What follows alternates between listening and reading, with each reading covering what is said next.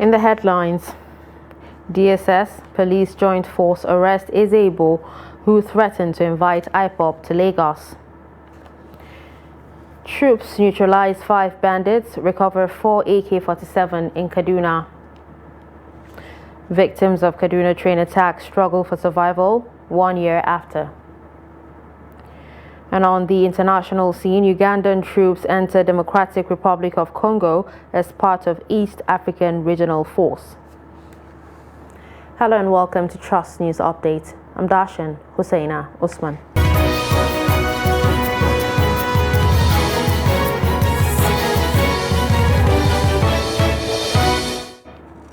Now the news in detail. The Ezebo of Ajao Estate in Lagos, Frederick Nwajagu, has been nabbed in a midnight raid by the Nigerian Police and Department of State Services. Nwajagu was arrested by a combined team of police and DSS in the early hours of Saturday. The police source revealed that when the team stormed his palace, he had fled, but was eventually traced to a hotel in Ejibo and arrested at 1 a.m. He is currently in the custody of the DSS. The Eze on Friday vowed to invite members of the proscribed indigenous people of Biafra to Lagos to secure properties of Igbo people in the state. Nwajagu, in a 49-second video shared on Twitter on Friday, said the move became necessary in the wake of attacks on some Igbo people in the state. The Igbo leader said he stood by his words, insisting that his people must take a stand in Lagos. Troops of 1 Division, Nigerian Army operating in Chikun local government area of Kaduna State, say they have killed 5 bandits and recovered 4 AK-47 rifles. Acting Deputy Director, Army Public Relations, 1 Division, Nigerian Army, Lieutenant Colonel Musa Yahaya disclosed this in a statement on Friday in Kaduna. Yahaya said in continuation of the onslaught against bandits and other criminal elements terrorizing the northwestern part of the country, the troops operating in Chikun local government area of Kaduna State conducted clearance operation on the Kanti Tentatu Road in Kubusu Forest and Castle Hills General Area in Kaduna State. The commanding 1 Division Nigerian Army and Force Commander, Joint Task Force Operation World Punch, Major General Taoreed Lagbaja, expressed satisfaction with the conduct of troops and commended their commitment and resilience during the operation. He also urged citizens to continue to support the troops and other security agencies with credible and actionable information that would assist in the fight against the criminal elements. Still on security, 1 year after the sad event, victims of Abuja Kaduna train attack are still battling with health challenges, trauma, and unable to cater for themselves, as many of them lost their source of livelihood while in captivity. In this report, Trust TV's Bello Musa spoke with some of the victims who narrate their ordeal 1 year after the attack. According to them, life has not been the same with them since their return. I don't know, that was at the moment they shot my brother. He screamed. When he screamed, then everybody started coming out from where he died. He didn't die. They shot him on his feet. I was shot here, and then there was a bullet that passed through here, my hands, everything was blood. Jesse John was among the passengers kidnapped by terrorists on Abuja Kaduna train on 28 March last year. They said they are still living with the trauma and other health challenges and left alone to take care of medical bills. 2 days of taking medication from the hospital they took us. I've not taken anything up to this moment. No one has ever checked me except my family and the people I call a family too. People that actually got my back. And then even the treatment that were given to us by the government after our release, I felt like it wasn't efficient enough. So I was still having some sickness in me, like I wasn't feeling too good. I was pale, weak, and experiencing some health challenges. They said life is biting hard on them as they find it difficult to meet basic demands, but depending on relatives and friends to survive. Because at the moment, I can remember a few weeks back where all of us are crying because since we are released, things change. We are no more the way, like we don't live our life the way we used to be before at all. And now I'm home doing nothing. So I'm just home. I'm doing nothing. I'm just surviving by the God's grace. I never expected anything from the government. If it comes, fine. If it doesn't, still fine. I felt abandoned. Yeah, I feel that way. I actually feel that way. I felt like I don't have a right to my own country. I have a lot of people, but when I came back, I lost a lot of things. There is a project that I'm doing. Before I came back, the project was assigned to another one, to another NGO. So I lost. Peace Benjamin's education was disrupted after she was abducted, though she wants to further her education. Yes, I also have the financial challenges for everything because even my school, I still need I need finances to further my school because things are, like I said, my family have been going through some kind of financial challenges, and that was why I was here, and that was why I think I was involved in this. I was around to involve in this cruel accident. Yes, but I just hope that I find assistance. I don't know. Several months after these victims were released by the terrorists, they seem to have lost hope from authorities, but believing girls' intervention will come. Bella Musa, Trust TV News, Kaduna.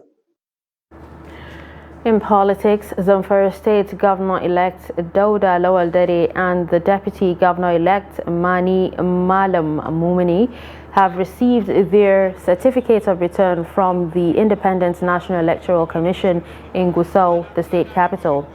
The commission also presented certificates of return to 24 members-elect of the House of Assembly. PDP has 17 members-elect out of the 24 state assembly seats, while the ruling All Progressives Congress has 7. The National Commissioner of INEC in charge of Kebbi, Sokoto and Zamfara states, Professor Muhammad Kalla, presented the certificates of return to the governor-elect and all of them.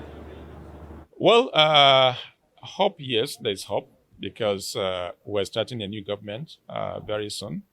And our major concern, as you know, is in the area of security, without which there will be no meaningful development in the state. And therefore, security will be given very, very top priority. If we're able to achieve that, the next thing is in the area of education. As you know, in the area of education today in this country, Zamfara State is the most backward. Therefore, emphasis will also be given to make sure we change the narratives. The Independent National Electoral Commission's National Commissioner in charge of Bauchi, Borno and Yobe states, Modibo Al-Ali, says the electoral umpire has demonstrated tenacity of conducting a credible electoral process that the nation can be proud of. He stated this while presenting certificates of return to Bauchi State Governor-elect Bala Muhammad and other elected leaders. Adamu Imam reports. Presenting the certificate of return, the INEC National Commissioner commended the electorates for their patience and resilience during the elections, saying INEC is there to protect the interests of Nigerians through consolidation of democracy. INEC will continue to use technology to improve the electoral process for the betterment of democracy and the electoral process in Nigeria. We shall continue to partner with all stakeholders and good friends of INEC, both local and international, to build a strong, viral, sustainable electoral process in Nigeria. I call on those receiving certificates of return today to fulfill their campaign promises in order to advance the cause of democracy. For those who could not make it, there's always another chance in future. Both of you should note that the electorate is keenly watching your conduct and will vote accordingly in the next cycle of elections. Bauchi State Governor-elect and the incumbent Governor Mohammed says he will continue to serve the people of the state through hard work and dedication. Bauchi is greater than all of us, and Allah subhanahu wa ta'ala in his infinite mercy gives power to whoever he wishes. He gives it to us as a test. We will not be arrogant. We will not show that we are better than anybody. We are therefore accepting this victory with humility. To us, there is no victor, no vanquish. It is just the exercise of democracy, and we are ready to work by it. We are fervently thanking everybody who ensured that there was a peaceful election. The governor urged those who lost the election to accept the will of God and join him to work for the state. Adam Imam, Trust TV News, Bauchi. You're watching Trust News Update. Coming up after the break, we take a look at a Kano community where water is a rare commodity. Do stay with us. Now, as part of efforts to support Africa's goal of strengthening... Now, looking at the activity chart, as you can see right here, a total volume of 130... Created a Boko Haram crisis that at that time was restricted to Yobe. How secure are they? You can see security men with blood. This is the road leading up to the... Already, if you look at England's squad, you are looking at EPL, you are looking at their names. You are not looking at...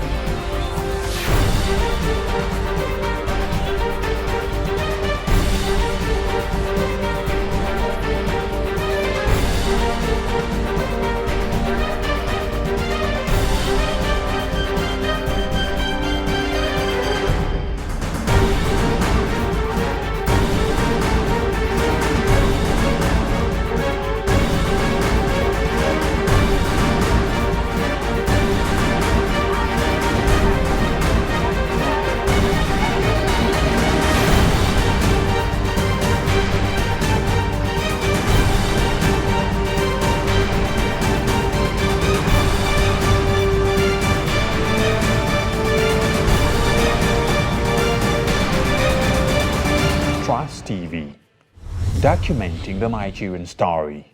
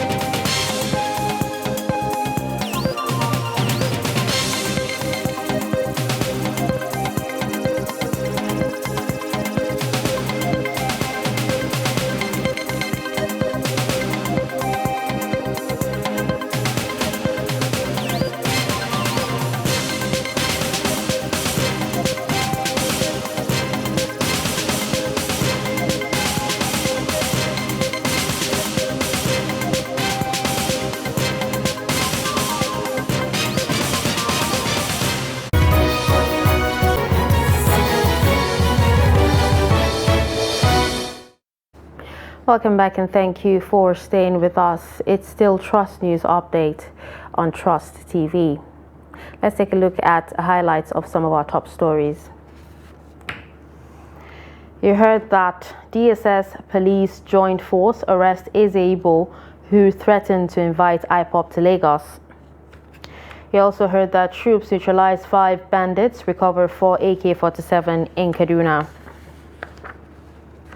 Moving to other stories, faulty or broken down vehicles are left unattended to, gathering dust at mechanic workshops in Abuja.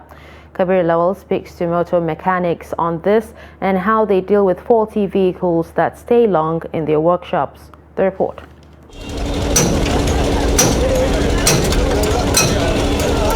The number of broken down vehicles because of accident is sometimes an eyesore in a mechanic workshop. Reason often given is that the car owners died or in financial difficulty or non-availability of spare parts. But some faulty vehicles are just beyond repairs. Vehicle mechanics said that most broken down cars are turned into where working tools are stored or some parts taken to fix another car. The scrap cars mostly caused by owners. Maybe, for example, you did a business of 3 million naira, you got a 3 million contract, they pay you. The first thing you got to look for Mercedes. First, they will not ask questions. Maybe you consult their mechanic, like we have consultants. So when they go to their place of, they will say they want to Mercedes, they want to buy Mercedes. At the end of the day, they will buy Mercedes and they will not add the cost of maintenance. The cost of maintenance is higher than you buying the Mercedes itself. Then they don't take advice, and so when they see a cheaper car, they'll see the car is very cheap. They'll say, okay, maybe some of the car. The problem in the market is that when they said some car 3 million, but see someone the other car like 2 million naira or 1.8 million naira in the market. But in terms of maintenance, it's not in the market. So some of them they'll say they will report it for them either Dubai or from any country that the car come from. So that's what always keep car in the workshop. Another reason why broken down vehicles stay long in mechanic workshop is because most do not have second-hand value. You got a car of 3 million naira, the engine is 700,000. So you drive the car for 1 year or a year and the engine have problem. You come to a mechanic, they want to fix the car. The mechanic, the engine this engine is 700, 800,000, and you don't have money to fix it. The best thing is just you leave the car here. So when they say they will come back, most of them sometimes you don't see them. So the car will be here 2 years, 3 years, you will not see them. They will not come. Except you start asking for the owner of the car, asking to call this thing. Sometimes in most cases we involve the police to help us to investigate. Some people will go and bring car and dump it here. So that's why you see most cases of cars, they will just bring the car and dump it because of the high cost of maintenance of the car. The problem is that some of them, they don't call mechanics to go and inspect for them. They'll just go to the market by themselves. One of their friends deceive them that the car is good, the car is good. At the end of the day, they'll see, yes, some of them 2 years, they'll buy the car. They'll be scrapped in the workshop or in their house. So what I just advise them is that if they wanted to buy a car, they should find someone that knows about car very well. Every year, over 1.5 million tons of steel is gotten from a destroyed or damaged vehicle. On average, 25% of the car body is derived from the recycled steel. Kabir Lawal, Trust TV News, Abuja. Residents of Kuku village and environs are lamenting living with constant water scarcity for years. The community is located in Kunchi local government area of Kano State. Salim Umar Ibrahim visits the village and turns in this report. Recently, at least 8 children have lost their lives while trying to fetch water from a well at Kuku village in Kunchi local government area of Kano State. The children have to travel about 10 kilometers in search of water. Lack of potable water to drink and cater for domestic use is the main problem of over 10,000 people living in Kuku village. At least 8 children have died as a result of falling into the well while trying to fetch water. Even the local government is aware of this because we report to them anytime it happens. This well, known as Rijara Alaramma Maiwaki, founded 37 years ago, has been the main source of water for the lives of thousands who relied on it daily. It is measured over 31 yards deep into the ground. It serves as a savior, providing relief for many, though it cannot cater for the pressing needs of thousands of people and animals. This is my birthplace. I used to have a nightmare seeing myself taking water out of a well here. I looked out for a well digger who came to the place and did his findings. Then he said There can be well with plenty of water, but it's going to be very deep. I told him that I want it to be, despite the work to be done. Kargo, Jodadi, Ngawa, Topawa, Tabani, Dankwai, Tagiri, Guadama are some of the villages around Kuku who also share the same plight. Our biggest nightmare, you have seen it for yourself. This is around 12 p.m. The last time the water was fetched from here was around 4 a.m. I have written myself uncountable letters and took them hand to hand to our legislator. He knew about it. He made promises, but nothing.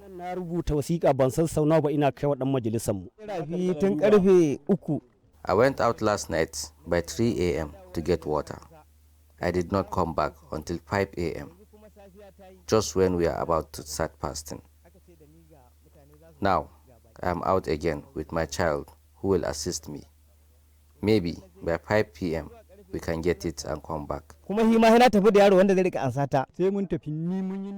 This well was gotten 37 years ago, built as a community well due to lack of water. People were then suffering. This place was realized and we collectively joined hands to get it done. Access roads, healthcare facilities, and education are among many other challenges the people are facing here. For a stranger traveling to Kuku, there is all likelihood to get stuck in a quicksand. Water and education is our most problems here. There is a school, but it is not functioning. The teachers are also facing this problem, so they don't have time to teach anybody. While these residents keep hoping that one day all this will be history, the question is, who will be their savior and when? Salim Umar Ibrahim reporting. Irish potato sellers in Jos, the state capital of Plateau, say they are experiencing low patronage during Ramadan, a period when the demand is expected to be high. The sellers tell Ado Musa that unlike before, people are not buying the products as expected. Take a look. Fried or cooked Irish potato is considered a favorite dish during Ramadan fast, but traders in the potato market in Jos said consumption is rather low this time. Before the Ramadan, people were trooping to buy the potato, but soon after the commencement of the fasting, we don't see many people coming to buy the commodity. We are not making good sales. There is change in the market. Before the Ramadan, we sold a bag between 35 to 50,000 naira, but now it's sold between 20 to 22,000 naira. Even with the fall in price, the patronage is low. To me, the situation could not be unconnected to the lack of money in the hands of people, which is affecting the market. According to the traders, the price may continue to fall as some farmers were harvesting the crop, which could possibly increase the supply in the market. Ado Musa, Trust TV News, Jos. On the foreign scene, an army officer and witnesses say Ugandan troops operating as part of an East African regional military force entered the East DR Congo border town of Munagana on Friday. The soldiers are intended to supervise the gradual withdrawal of the M23 rebel group, which has conquered swaths of territory in eastern Congo since taking up arms again in late 2021. The Ugandan contingent of the East African Community Force entered Bunagana on Friday morning, according to the force commander, Kenyan General Jeff Nyaga. He explained to reporters on Friday that about 1,000 Ugandan soldiers had crossed into the town, which lies on the Ugandan border, as part of a contingent that is expected to eventually comprise 2,000 troops. On Thursday evening, Ugandan President Yoweri Museveni stated that the troops are not due to fight the M23. And finally, in sports, Anthony Joshua admitted on Friday that he plateaued after becoming world heavyweight champion as the British boxer aims to get his career back on track against Jermaine Franklin on Saturday in London. Retirement talks has followed the former Olympic champion since consecutive losses to Alexander Usyk, the last of which came in August. The fight with Franklin at the O2 Arena will be Joshua's first without a world title on the line since 2015. But he believes he has found another level after basing himself in Dallas over the winter with new trainer Derek James to help him return to his best. Joshua's sacrifice has stretched to even staying away from his family, including his 7-year-old son, since arriving back in the UK 2 weeks ago. And with that, we've come to the end of Trust News Update. Don't forget to follow us across all our social media platforms. I'm Darshan Hussaina Usman. Thanks for watching.